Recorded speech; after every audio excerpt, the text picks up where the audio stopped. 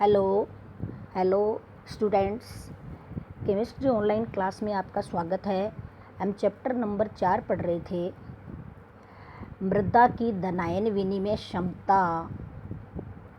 तो मृदा की धनायन विनिमय क्षमता मृदा संकीर्ण की उस क्षमता का द्योतक है जिससे मृदा संकीर्ण पर अधिशोषित आयनों की संपूर्ण मात्रा कम प्रकट होती हो।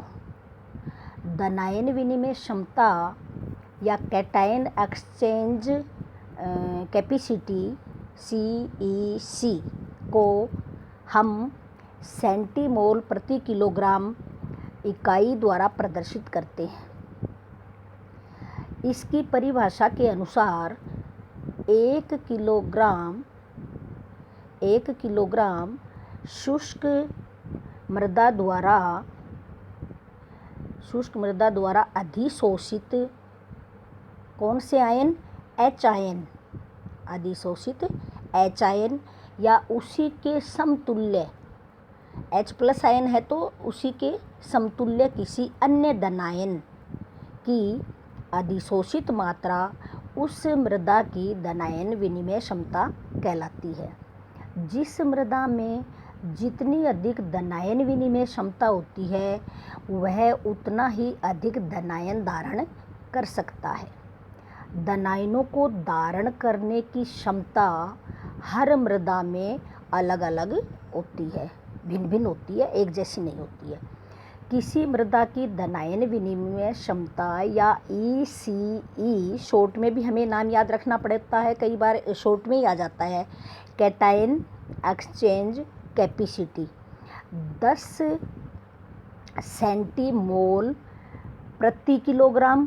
हम ऐसे भी लिख सकते हैं 10 और सेंटीमोल, ये लिखा हुआ है, ये सेंटीमोल, और ऐसे करके प्रति केजी या हिंदी का शब्द लिख दें प्रति, यहाँ प्रति, ये कर सकते हैं अपन, या फिर सीधा घात लगा कर लिख देंगे किलो इनवर्स। तो मृदा के 1 किलोग्राम में 10 सेंटीमोल H आयन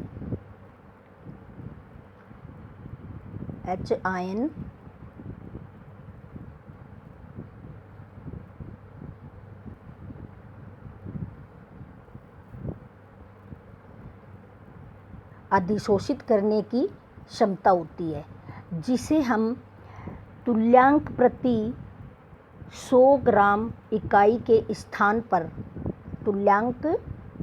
मिली तुल्यांक प्रति 100 ग्राम, ये वाली इकाई है MEQ का मतलब है इक्विवेलेंट, M का मतलब मिली, M का मतलब मिली, तो M इक्विवेलेंट तुल्यांक, इक्विवेलेंट, और प्रति 100 ग्राम।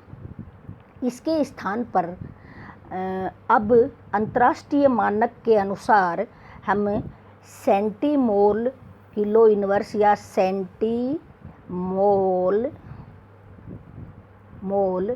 प्रति केजी, ये भी लिख सकते हैं, प्रति केजी। दोनों इकाइयों का मान एक दूसरे के बराबर ही है, अर्थात 1 मिली तुल्यांक प्रति 100 ग्राम, 1 मिली तुल्यांक है वो प्रति 100 ग्राम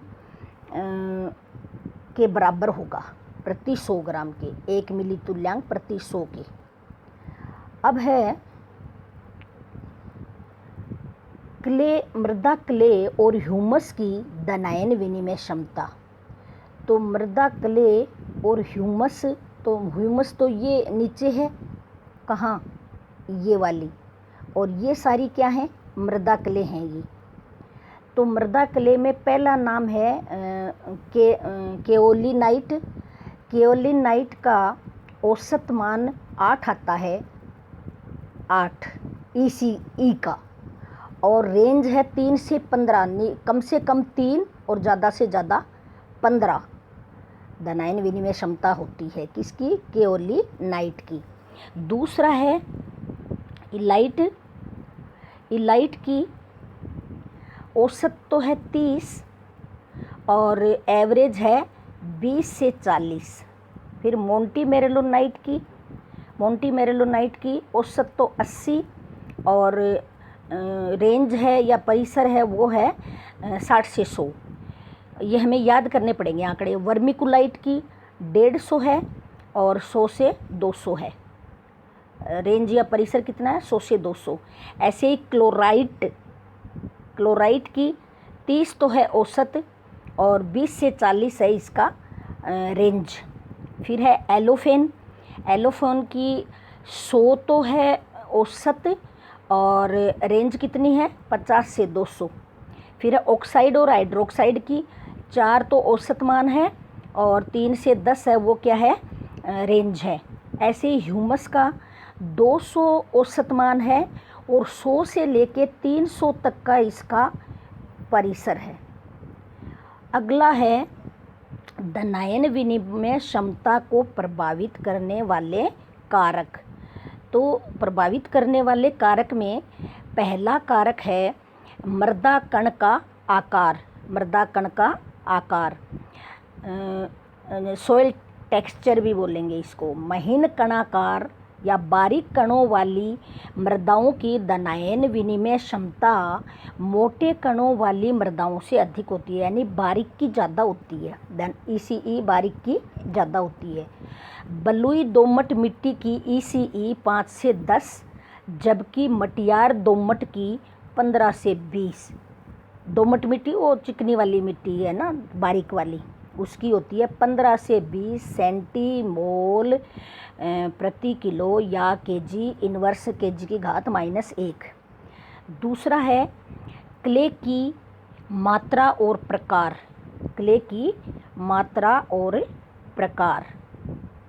तो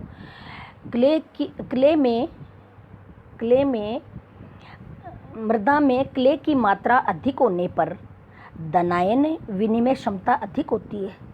जिन मृदाओं में मोंटी मेरिलोनाइट वाली क्ले है वो ज़्यादा पाई जाती है, उन मृदाओं में धनायन विनिमय क्षमता ज़्यादा होती है। किसकी बजाय कम किस में होती है? केओलिनाइट और इलाइट में।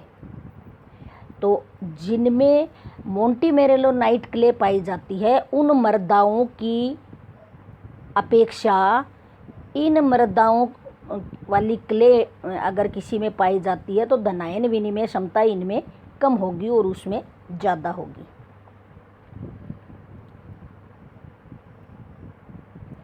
फिर है pH, मिट्टी का pH।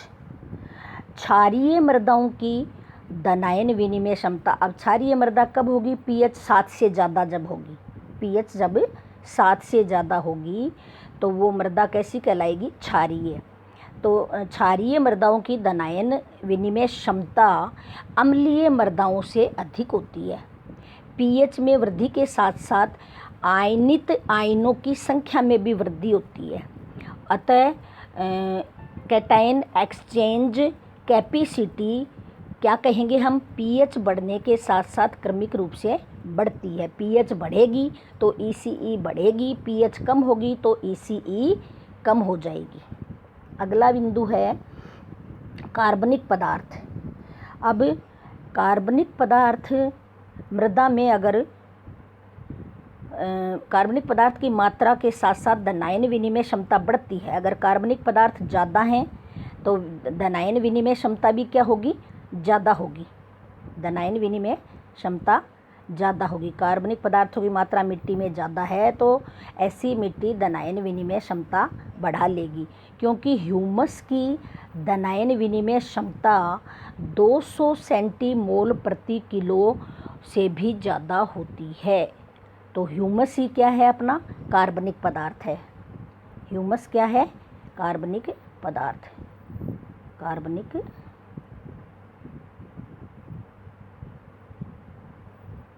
पदार्थ। ये आ गया होगा समझ में आपको। अगला है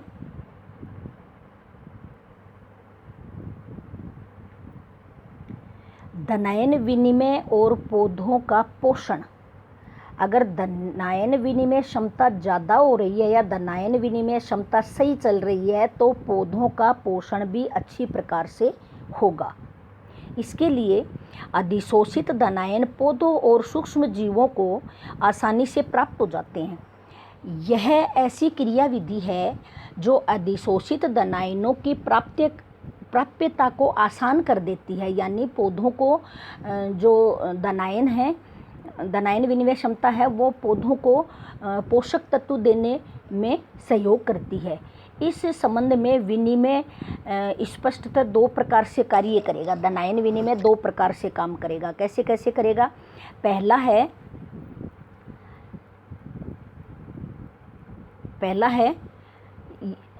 पहले ये पोषक तत्वों को स्वतंत्र करता है। क्या करता है? पोषक तत्वों को फ्री करता है जो मृदा विलयन में चले जाते हैं। मृदा का विलयन क्या होगा? जब पानी बरसता है तो ये जो मृदा के जितने भी आयन लवण है वो किस में घुलते हैं? पानी में। तो उस विलयन में ये पोषक तत्व भी रहेंगे।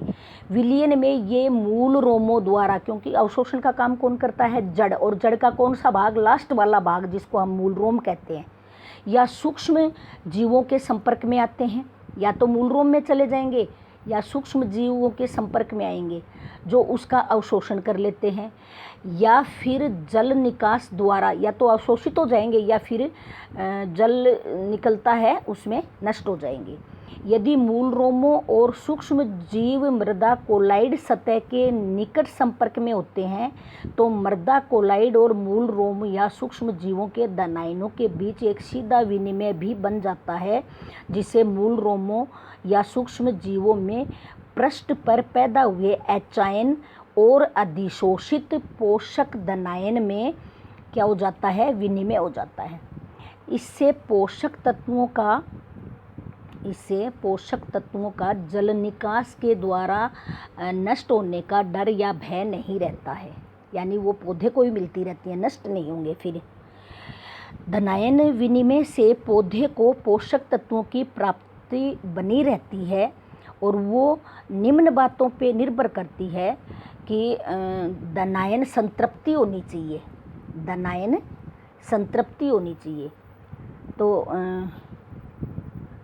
धनायन संतृप्ति के लिए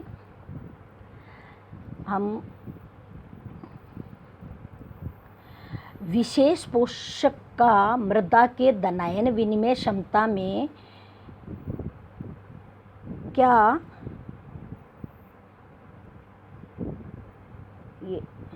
योगदान है, इसके बारे में पढ़ेंगे अभी अपन।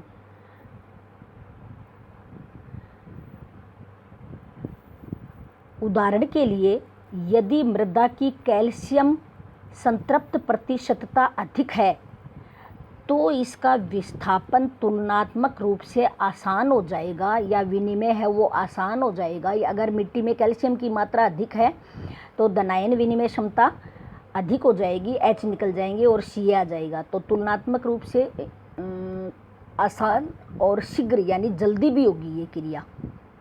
कैसी होगी? जल्दी। फिर है संगुणित आयनों का प्रभाव।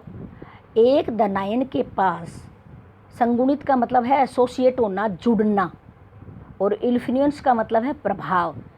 तो संगुणित आयनों का क्या प्रभाव पड़ेगा? आयनों के जुड़ने से क्या प्रभाव पड़ेगा?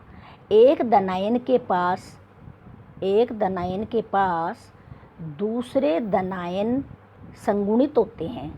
वे पौधे के लिए पोषक तत्वों की प्राप्तता को प्रभावित करते हैं। जैसे कैल्शियम के आधिक्य से पोटेशियम की प्राप्यता कम हो जाएगी। इसी प्रकार पोटेशियम की अधिकता से मैग्नीशियम की प्राप्यता कम हो जाएगी। यानी सबसे पहले पौधे को पर्याप्त मात्रा में अगर है तो कैल्शियम के कारण धनायन विनिमय क्षमता होगी, एच आयन निकलेंगे, कैल्शियम आ जाएगा। और अगर पोटेशियम पहले से पोटेशियम है तो मैग्नीशियम नहीं होगा विनिमय मैग्नीशियम का, बल्कि पोटेशियम का हो जाएगा। तो आयनों का एक विनिमय होने का भी क्रम है कि कैल्शियम अगर है तो पोटेशियम नहीं होगा, पोटेशियम अगर है तो मैग्नीशियम का नहीं होगा। तो क्या क्रम हुआ, सबसे पहले Ca, उसके बाद K और उसके बाद Mg। तो अगर ये है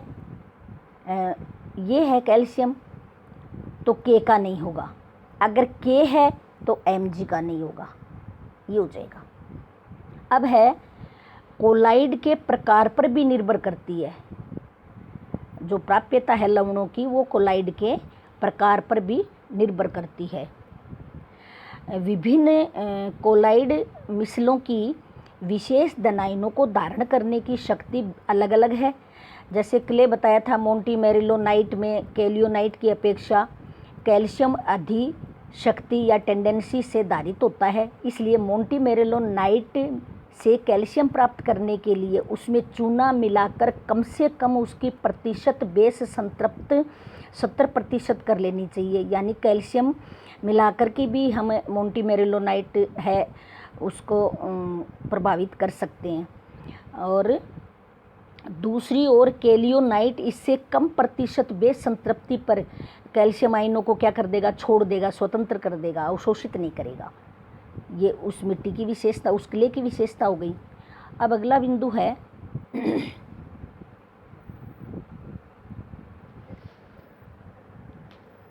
अगला बिंदु अपना है ये इतना ही करते हैं, छोटे बनाते हैं वीडियो ताकि डाउनलोड होने में भी वो नहीं रहे ज़्यादा। तो अभी मैं इतना ही करूँगी ये।